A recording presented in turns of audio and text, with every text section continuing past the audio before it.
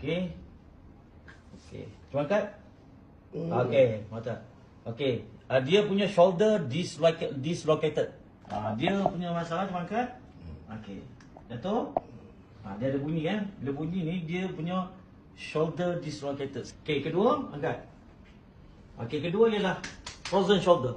Lepas tu ketiga cuba angkat. Dia punya apa dikatakan urat belikat problem.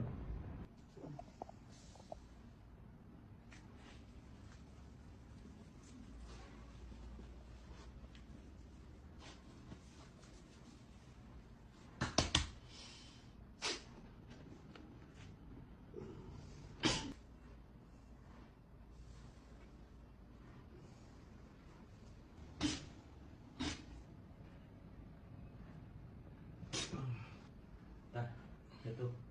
Tah, jatuh. Enggak. Tah, jatuh. Tah, jatuh. Enggak.